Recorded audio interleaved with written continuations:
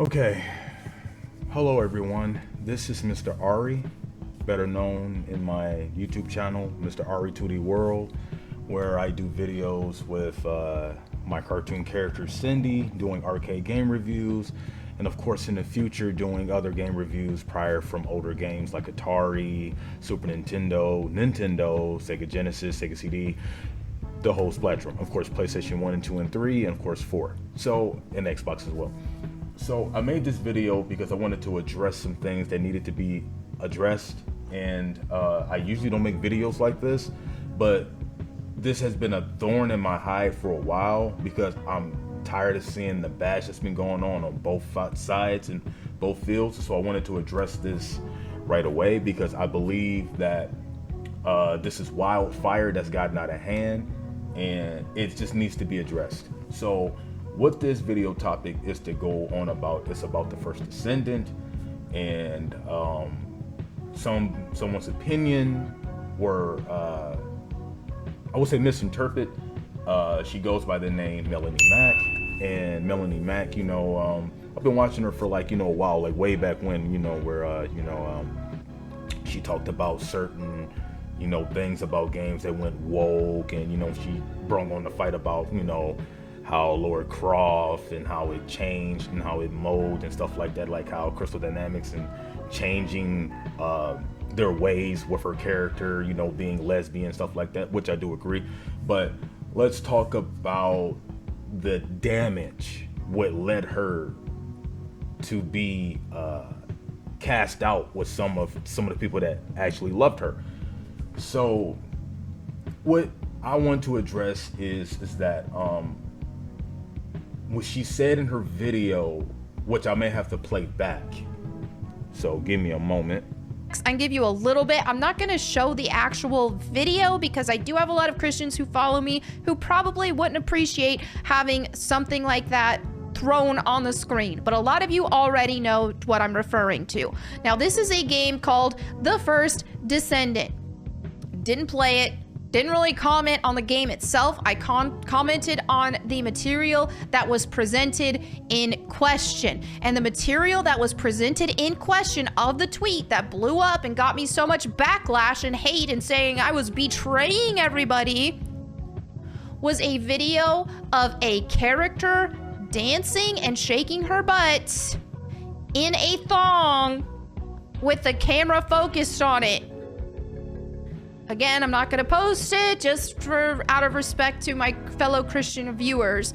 And I know some guys are struggling with pornography and they don't want to see that because of that reason. Okay, so to address what she said, she has to understand, and everyone else that's watching this video too, I believe, and I'm not defending any of this, but what I do believe was that she got caught in the crossfires of bait. And what I mean is someone posted on her Twitter, Luna, and the, I forgot what the outfit was called, but I know it's called Twisted something. I forgot what it was called. So that outfit is where everyone can wear it. It's not unisex, but all female characters can wear it.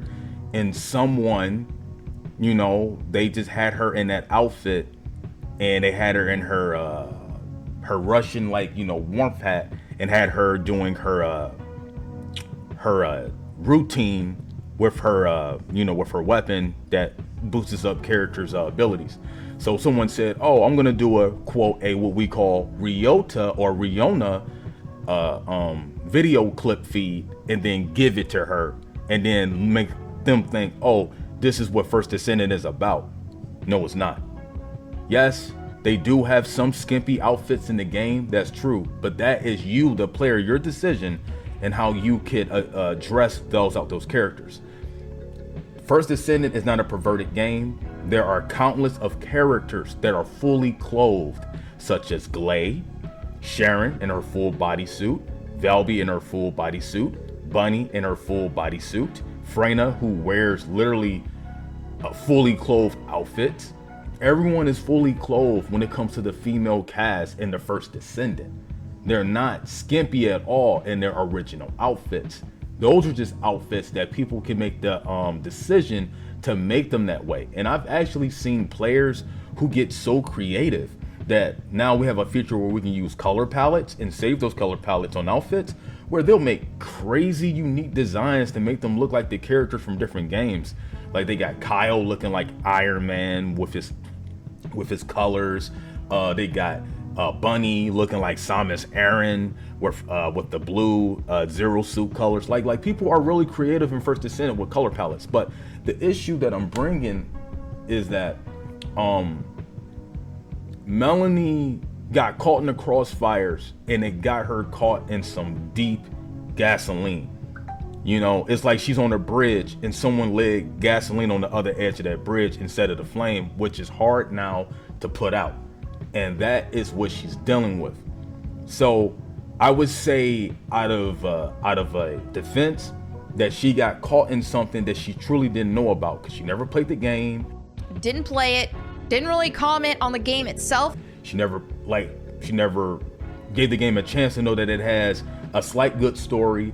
But the thing that's really good, every cast member thus far has a really good backstory. Like, I like Sharon's backstory. It's very gruesome, it's very gory, and it's very good. Same as Freyna's and Bunny. They all have a really good story. The game is really focused on making the characters just truly powerful, like boosting up their DPS, working on their module builds, reactors that boost up their skill power, what benefits their modules, with the weapons, module based weapons buff, with weapon proficiency, with the characters that enhances and increase their skills with their Descendant modules, which will, you know what I mean? It'll just bring up their powers, tremendously.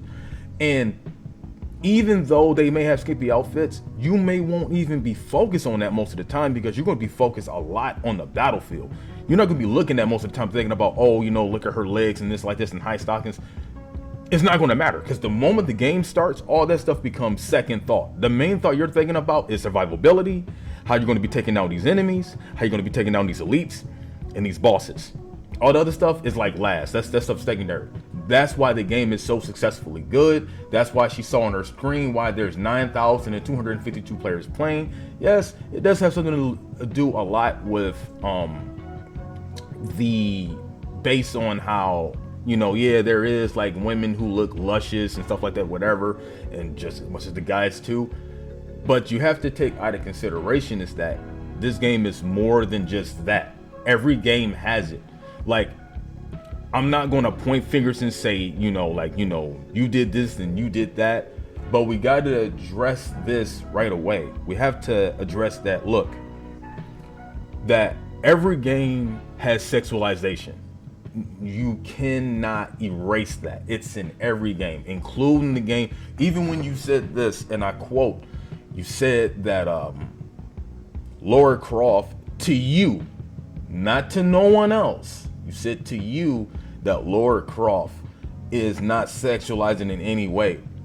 Now, Lara Croft was a character who was curvy, feminine, but you play those classic games and you show me anything that was lustfully intended, right? Show me anywhere where Lara Croft acted like a slut, because she didn't.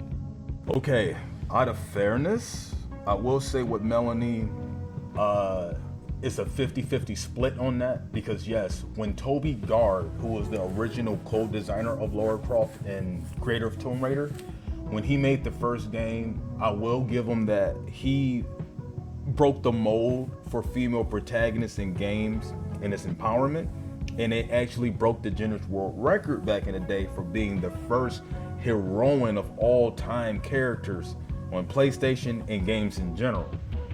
But Melonie has to understand and remember, yes, I will agree, back then Lara was portrayed as that heroine to where you didn't see her in that lustful way in the first Tomb Raider.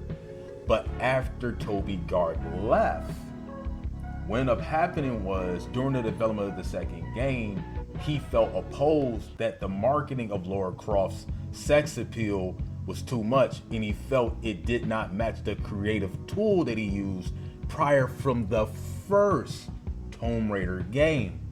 That's why he left. Then the game of Lara Croft through Lara Croft 2 and 3, you saw a difference.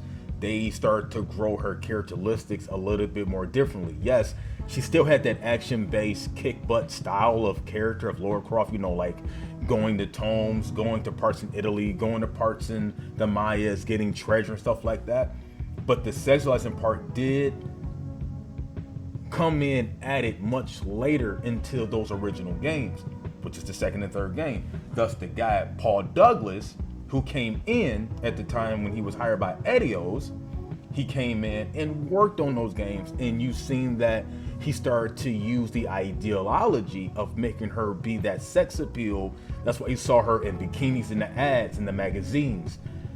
They wanted to drive that to make people buy the game even more. Since the first game was really good, they said, you know what, let's go ahead and bring some more appeal to the second and third game and bring the lust factor. So you can't say that it wasn't in Lara Croft's games or in ads when it is. True, she's not a slut, but putting her in these clothes like that convinced otherwise that this is what had to sell for people like men to buy it. If you Google right now and say, was Lara Croft a appeal to the masses, to both men, it will tell you yes. Just saying.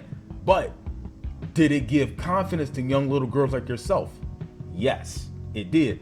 It worked in two different ways. But yeah, to address another thing that needs to be addressed, you cannot, and I'm saying this to Melonie, you cannot point out no one else is doing that is not your right to.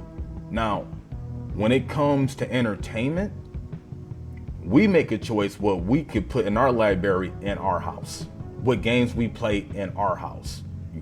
You can't control that by people and put a merit that would say goes on what you think. Now, you have every right to think what you think and feel what you feel. Every human has that right. It's called free will. You have every right to feel how you feel and how you bring amongst that. I have no issue with that. I never had an issue with that with you at all. Like I said, again, this video is not to bash you, but it's for you to see the mirror and light on the whole concept of why, what is going on. And I want you to realize that, which I think I know you do. I know you do. So this, what this video is especially is pretty much about.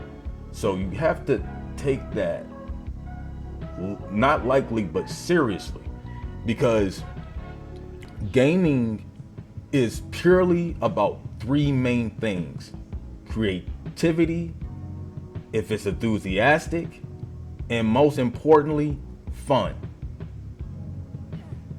First Descendant, and it's not just my opinion, I go on the hearts of everyone who enjoys it equally as I do. It's fun, it's addictive. It's not just how the girls look. It's like that true over time, but as you play that game, it does get addictively fun because every character is unique. It's like I'm playing a superhero game with everybody with unique powers, and everybody got their powers in a drastic way. Like, certain characters died. I don't know if you knew because you never played First Descendant, but each character died at fate to get their abilities. And it's drastic how they got it, and it's sad. So it's just like, every character is awesome. Every character. So what I'm telling you is that don't look at the cover, read inside that cover. Then you give your 2 cents on what you fully feel. Like, don't just go by what someone say because what you saw. That's not enough evidence. That's how most innocent murder cases get people in for life for something they did not do, because you don't get deep into their case. You have to get into the case of a video game before you make that verdict. So just don't go on a game and assume something just yet. Play it first. Like me, I got into Lara Croft or Tomb Raider games since I was young, since 1996, 97. And all I remember back then, when I saw my brother play it, I remember where she would jump off this slope like tomb, and he missed the jump, and she would scream and fall, And then when I seen her body was just breaking pieces in like in a Red Dog state, I said, oh, whoa. I'm like, wow. It blew me away as a kid. But even in a kid's mind, I'm saying this from a fully developed mind, from a child's mind. When I saw Lara Croft, I didn't see her like that either. I saw her as like, oh, she's a woman. She's wearing adventurous clothes. She looked like she's somewhere and taking down wolves and bats with her double pistols, backflips and stuff like that, grabbing treasure and stuff like that. Like that, I knew well as a kid. But then as I got older, my maturity grew. So, naturally as a man, I like women. How they look, how they address themselves, how pretty they look, how sexy they look. So even though I saw that now prior from Lara Croft now, like, through all the other games growing up, I still see her as that adventure woman, but I knew that over time growing up that like, yeah, this is catered to not just women, but men too. Because mostly men was the ones buying these consoles. When I was growing up, most of the girls I knew, and I'm talking about 65% to 70% of the girls I knew weren't playing games morally like guys, because at the time they were either on the phone or doing their makeup, going out with their friends, things like that. Most guys, we don't have that mindset like that, because we love being out in our realm in gaming, so we don't do the things that most women do. Now there are girl gamers, not saying that it's not, it's dozens of them just like us who could actually tag up with the guys too in these games, and it's actually a cool experience. But nonetheless, you can't put that narrative on that, and that's something that you also have to address too. Like, this is how it is, and you have to accept that. Even when you don't want to accept it, you have to accept that that's how these games are. That's how they were built, all the way from Atari, from the Commodore and up. It was catered that way. You can't change that. Like, heck, I still play, even with Cindy, my cartoon character that you may not have seen. Like, we do game reviews with classic games. I actually enjoy more of my classic games than some of these AAA games, because I agree, some of these AAA games has messed up to a point because they're allowing some of this nonsense that's in games now. It forced me to go back to my roots to play a lot of these old games, like games from Atari, games from Nintendo, games from Super Nintendo, games from Sega. And I've been enjoying them a whole lot more because I'm tired of seeing this nonsense myself. But First Descendant isn't nonsense. And you have to also take out of consideration, I'm actually giving the freaking gold to Korea, China, and Japan because they stick into their guns making good games. Like Stellar Blade, which you've mentioned, that's a good game. You may have played it. You probably have played it, and you know it's a good game. Bayonetta, Japan, it's a good game. All these games are really good games. And yes, these characters may look sexualizing, but like I said, once you're in the heat of the moment and you play these games, that becomes secondary on their looks, because at that point now you're actually enjoying how they play, how they do combos, how they do mix-ups. And that's what every game, and I hate to say it, that's even like that with Dead or Alive. Yes, Dead or Alive does have that sexual fan service, but end of the day, you're playing it to actually learn the character at that point now. Try to learn their combos, learn their mix-ups, how to beat the enemy as quick as possible, and things like that in that nature. So that's what I wanted to address right there. And another thing I want to add to end this video, because I'm not trying to make this long, I'm trying to make this as short as possible. We have to stop with the gunning down the wrong games too, that don't deserve it, that think that's woke when it's not. Like, there are good games out there, and we got lefties shooting nonsense, and we got righties as well shooting nonsense, and it's just like a war of just people just shooting their bullets left and right, shooting at the wrong things. Some of you shoot at the right things, the games that deserves it, and it deserves that bash. But then you shoot at the things where the hype is so messed up to where you're hitting the wrong things. Because I said to myself, and me and my friend, we had a talk about it. We said that if Final Fantasy 13 was built now for this time generation in this century right now, with all this woke stuff coming to play, it wouldn't be as accepted as it was when it was out back long ago in 2011 and 2012, stuff like that. Like, it wouldn't have been accepted because people go, oh, we got these female protagonists. We're tired of we're tired of seeing them. Or, oh, look at this white guy hero sub character Snow. And that's messed up because that game is really good. And you know why a lot of people aren't talking about it like the way it is, like right now? Because the game owned its stripes back then, the way it was written, and it was written A-OK to an extent because each characters were really well written. And that's what we have to go back into address. We need to stop shooting our bullets of nonsense at games that don't deserve that feedback, but give it to games that are messed up and go, oh, this game sucks, or this game's messed up. Let's strike it at that, but don't strike it at these games that don't deserve it, because some of these games are really freaking good. And First Descendant is a good game if you give it a chance and if you play it. Each character is unique and fun. So that's what I wanted to address. I did feel kind of hurt, when she said, this gooner stuff and stuff like that. Like, I'm not gonna lie, it did strike a nerve in me, and it really hurt when she said that, because I'm just like, man, I'm like, I feel like you're talking to me too, because I'm like, that's sad, man. Like, I've been rooting for you in your videos for so long, back when you had your Templar backdrop, when you were in your videos, stuff like that, because I thought you was doing the fight, but it's like you just got caught up in something to where you got caught in a trap, you know what I mean? And that trap cost you a lot. So I just pretty much, I would say, learn from this, you know what I mean? And I would say really take time to play each game, to be that true gamer. Play these games. Everyone do it. Like, you got Moist Critical, Asmongold. They test these games before they say anything. Don't just give a verdict because what somebody said. It'd be better if you test it out, try it. Then you would get a lot more respect. They'll go, you know what? Melonie Mac tried First Descendant. She put in her 2 cents. This is what she felt about it. You would have got way more respect than prior to how it went down. But since it went down the way it did, that's why you got a lot of hate. And man, you getting it like Joan of Arc right now.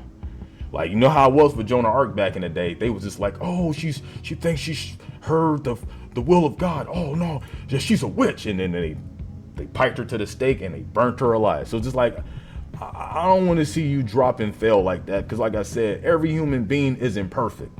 No one's perfect on this earth. If that was the case, all of us would be having angel wings right now. No one's perfect, So all we can do is just, keep trying, have the good intent, and try to be friends with one another. Try to play games more with one another. Try to be friendly. Yeah, it's going to be competitive because that's how games are. You're going to have people with, with a certain mouth that may say certain things you don't want to hear, but that's the joy in competitiveness. And I enjoy that with a lot of players all over the world that play games, from consoles to PC gaming consoles. Jesus Christ. You guys knew what I meant. So yeah, that's what it's always been about. We all gotta get back to that state of mind to where, look, we just trying to enjoy our games after a long day of work, or just getting up to start a stream. We just trying to enjoy stuff with family, friends, or make new friends in the process. Like, I don't know if you remember, Melonie, I was the one that commented on one of your art pieces on Twitter when you drew Lady from Devil May Cry 3. You can go find that, because I'm an artist myself. And I said, hey, you actually draw pretty good. So yeah, so that's all I wanted to say. I'll end the video with this. I just want everybody to understand, like, things happen and it's hard to fix. No one's perfect. So let's not bash people on what they do. Make them learn a lesson of what they do. Because even as a child, you mess up and you get a whooping. After the whooping, you try to do better to not do it again. So that's all I wanted to say. You guys have a lovely day. And most importantly, you all stay retro. Mr. Ari out.